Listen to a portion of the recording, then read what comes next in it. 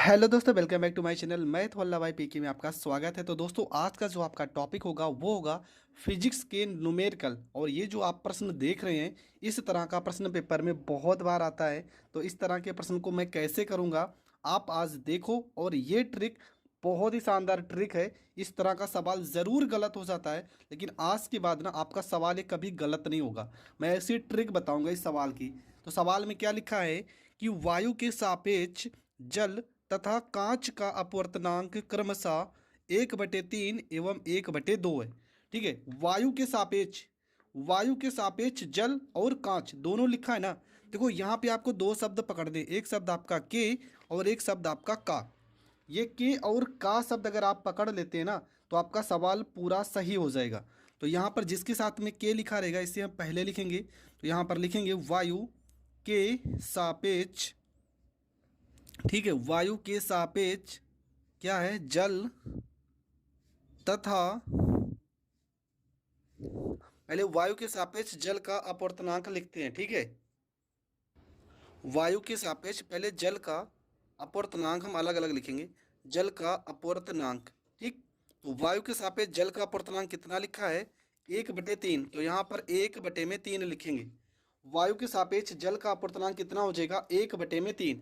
तो वायु के लिए हम लिखेंगे ए, अपवर्तनांक के लिए लिखेंगे एन, और जल के लिए लिखेंगे डब्लू, वाटर। बराबर कितना दिया, 1/3 लिखा है। ठीक है, 1/3। फिर उसके बाद वायु के सापेक्ष कांच का अपवर्तनांक, तो लिखेंगे वायु के लिए लिखेंगे वायु के सापेक्ष कांच का अपवर्तनांक, कांच का अपवर्तनांक, वायु के सापेक्ष कांच का अपवर्तनांक कितना लिखा है, ये आपका लिखा है 1/2, 1/2। ठीक है, वायु के सापेक्ष कांच का अपवर्तनांक 1/2, मतलब कि ए हो जाएगा, अपवर्तनांक के लिए एन और कांच के लिए जी, ANG बराबर 1/2। तो आपको निकालना क्या है, प्रश्न में लिखा है जल का कांच के सापेक्ष अपवर्तनांक ज्ञात कीजिए। जल का कांच के सापेक्ष अपवर्तनांक ज्ञात करना है। तो प्रश्न आप समझ चुके हैं, हमें निकालना है जल का कांच के सापेक्ष, कांच के सापेक्ष अपवर्तनांक निकालना है, सापेक्ष अपवर्तनांक।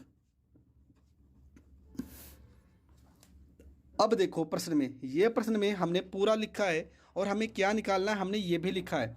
प्रश्न में लिखा है कि जल का कांच के सापेक्ष अपवर्तनांक ज्ञात कीजिए। देखो, प्रश्न अगर इस तरह से पूछा जा रहा है ना, तो आपके दिमाग के साथ वो खेल रहा है। पर आप तो होशियार हो चुके हो, क्योंकि आपने ये वीडियो देखी है। हमेशा आपको ना ये के शब्द जो है, ये आपको पहले लिखना है। तो आपको लिख लेना है कांच के सापेक्ष जल का अपवर्तनांक, जल का अपवर्तनांक। ठीक है, कांच के सापेक्ष जल का अपवर्तनांक आपको निकालना है।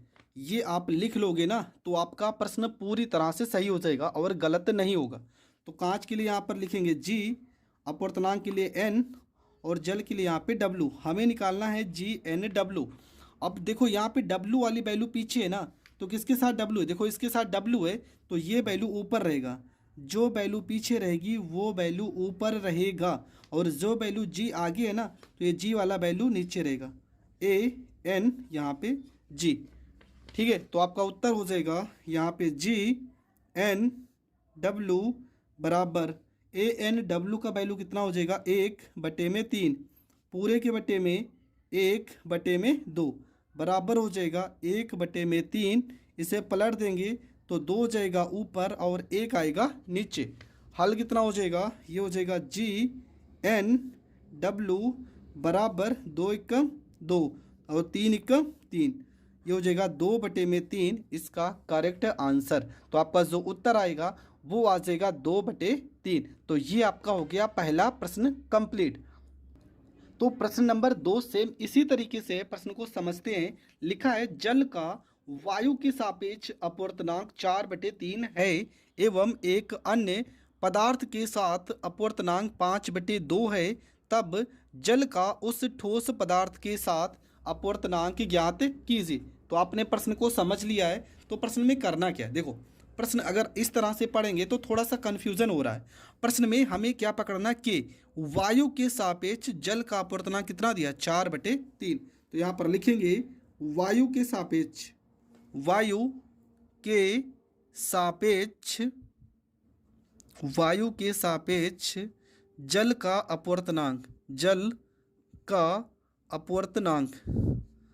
तो ये आपका कितना लिखा है, तो ये आपका लिखा है 4/3। अब इसी वायु के साथ देखो, इसी वायु के साथ एक ठोस पदार्थ है, एक अन्य पदार्थ के साथ अपवर्तनांक कितना है, 5/2। तो लिखेंगे यहाँ पे वायु के सापेक्ष, वायु के सापेक्ष,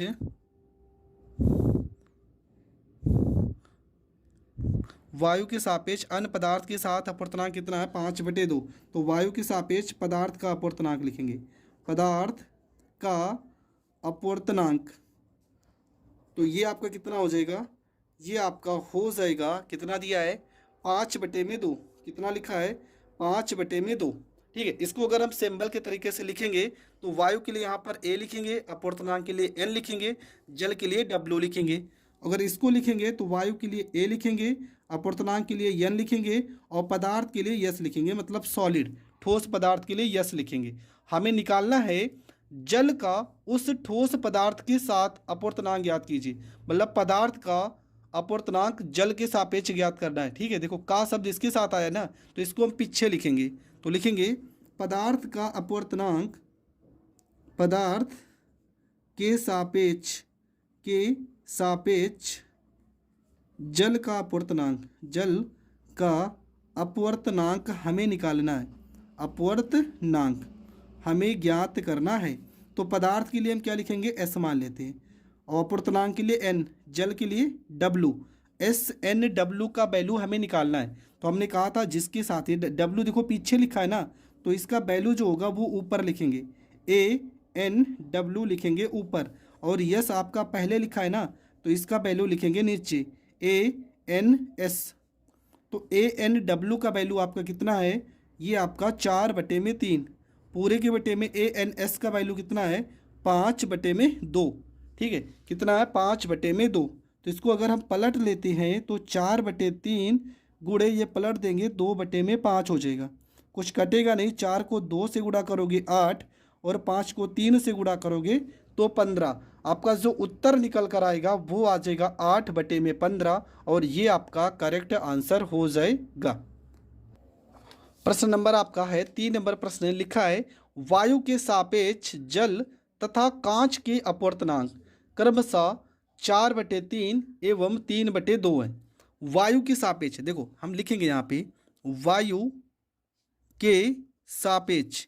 देखो प्रश्न में यहाँ पर सीधा है, यहाँ पर तो कुछ हमें सोचना ही नहीं है, सीधा लिखना है वायु के सापेक्ष जल का अपवर्तनांक, जल का अपवर्तनांक। ठीक है, जल का अपवर्तनांक कितना लिखा है, ये आपका लिखा है 4/3।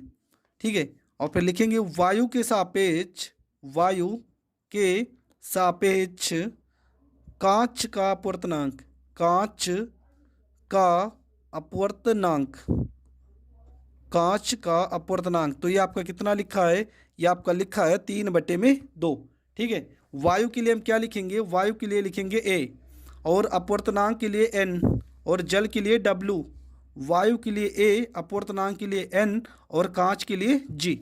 ठीक है, ये दोनों वैल्यू हमें दिए, और हमें निकालना है जल का कांच के सापेक्ष। देखो जल का शब्द को हमें पीछे लेना, कांच के सापेक्ष जल का अपवर्तनांक हमें निकालना है। तो लिखेंगे क्या, कांच के सापेक्ष, कांच के सापेक्ष जल का अपवर्तनांक, जल का अपवर्तनांक। ठीक है, तो कांच के लिए हम क्या लिखेंगे, कांच के लिए लिखेंगे हम जी, अपवर्तनांक के लिए एन, और जल के लिए डब्लू। जी एन डब्लू का वैल्यू हमें निकालना है। देखो यहाँ पे क्या लिखा है, यहाँ पे डब्लू लिखा है ना, तो डब्लू का वैल्यू ये आपका ये, तो ये रहेगा ऊपर ए एन, यहाँ पे डब्लू, और यहाँ पे जी का वैल्यू ये आपका A N G, A N यहाँ पे जी हो जाएगा। ठीक है, जी एन डब्लू, तो ये हो जाएगा G N W. A N W का वैल्यू कितना है 4/3, तो यहाँ पर लिखेंगे 4/3 पूरे के बटे में। ए एन जी का वैल्यू है 3/2, तो 3/2। इसको हम पलट देंगे तो 4/3, इसको पलट दोगे तो 2 जाएगा ऊपर, 3 आएगा नीचे। ऊपर गुणा हो जाएगा 4 दूना 8 और 3 त्रिका 9। तो आपका जो उत्तर निकल कर आएगा वो आ जाएगा 8/9 और ये आपका करेक्ट आंसर हो जाएगा। अगला सवाल में लिखा है कि वायु के सापेक्ष जल तथा कांच के अपवर्तनांक क्रमशः 1/3 व 1/2 है, तो जल का कांच के सापेक्ष अपवर्तनांक ज्ञात कीजिए। ठीक है, देखो प्रश्न में क्या लिखा, वायु के, देखो के शब्द आ गया ना, तो इसी को पकड़ लेंगे। वायु के सापेक्ष, वायु के सापेक्ष इसका अपवर्तनांक जल, जल का अपवर्तनांक, वायु के सापेक्ष जल का अपवर्तनांक कितना लिखा है, तो ये आपका 1/3 है। और फिर से देखो वायु के सापेक्ष जल और कांच भी तो है, तो यहाँ पर लिखेंगे वायु के सापेक्ष कांच का अपवर्तनांक, कांच का अपवर्तनांक, दोनों वैल्यू लिखेंगे।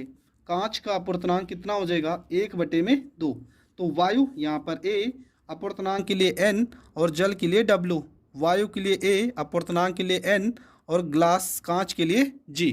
ठीक है, ANWANG। हमें निकालना है जल का कांच के सापेक्ष, मतलब कांच के सापेक्ष जल का अपवर्तनांक। तो लिखेंगे यहाँ पर कांच के सापेक्ष, कांच के सापेक्ष जल का अपवर्तनांक, कांच के सापेक्ष जल का अपवर्तनांक। तो कांच के लिए क्या लिखेंगे, कांच के लिए लिखेंगे g, अपवर्तनांक के लिए n, जल के लिए यहाँ पे w, बराबर हमें ज्ञात करना है GNW। ये w जो है ना w, ये w का वैल्यू उठा के रख देंगे ऊपर, तो ANW। और ये g का जो वैल्यू है ना, ये g, इसको रखेंगे नीचे, जो बाद में रहेगा वो ऊपर, जो पहले रहेगा वो नीचे, ANG। तो ANW का वैल्यू है 1/3 और ANG का वैल्यू जो है वो 1/2। तो यहाँ पर क्या हो जाएगा 1/3, पलट देंगे तो 2/1, ऊपर हो जाएगा 2 × 2 और नीचे हो जाएगा 3 × 3। तो आपका जो उत्तर निकल कर आ जाएगा वो आ जाएगा 2/3 और ये आपका करेक्ट आंसर हो जाएगा। तो ये प्रश्न भी आपका हो गया कंप्लीट। बढ़ते हैं अगले प्रश्न की ओर। तो आपका जो अगला प्रश्न है, प्रश्न में लिखा है कि वायु के सापेक्ष जल तथा कांच की अपवर्तनांक क्रमशः 4/3 एवं 3/2 है, तो जल का कांच के सापेक्ष अपवर्तनांक ज्ञात कीजिए। देखो लिखा है वायु के सापेक्ष जल, तो लिखेंगे वायु के, ठीक है, वायु के सापेक्ष जल का अपवर्तनांक। ठीक है, वायु के सापेक्ष जल का अपवर्तनांक कितना है 4/3। और अगला है वायु के सापेक्ष कांच का भी लिखा है, तो लिखेंगे वायु के सापेक्ष कांच का अपवर्तनांक, कांच का अपवर्तनांक। ठीक है, कांच का अपवर्तनांक ये कितना लिखा है, ये लिखा है 3/2। ठीक है, दोनों हमने लिखा है, वायु के लिए यहाँ पर a, अपवर्तनांक के लिए n और जल के लिए w। वायु के लिए a, अपवर्तनांक के लिए n, कांच के लिए g। मतलब ANW और ANG का वैल्यू दिया है, हमें निकालना है जल का कांच के सापेक्ष। तो प्रश्न में लिखेंगे हमें निकालना है कांच के सापेक्ष, कांच के सापेक्ष जल का अपवर्तनांक। ठीक है, जल का अपवर्तनांक, अपवर्तनांक हमें निकालना है कांच के सापेक्ष। तो कांच के लिए हम क्या लिखेंगे g, अपवर्तनांक के लिए n और जल के लिए क्या लिखेंगे w, GNW। देखो w है ना, तो w वाला वैल्यू ऊपर ANW और GANG नीचे। तो ANW का वैल्यू क्या है 4/3, तो 4/3 पूरे के बटे में 3/2 हो जाएगा। इसको हल करेंगे तो 4/3, इसको पलट देंगे तो 2 जाएगा ऊपर, 3 आएगा नीचे। तो क्या हो जाएगा 4 को 2 से गुणा करोगे 8 और 3 को 3 से गुणा करोगे तो 9। 8/9 आपका करेक्ट आंसर हो जाएगा।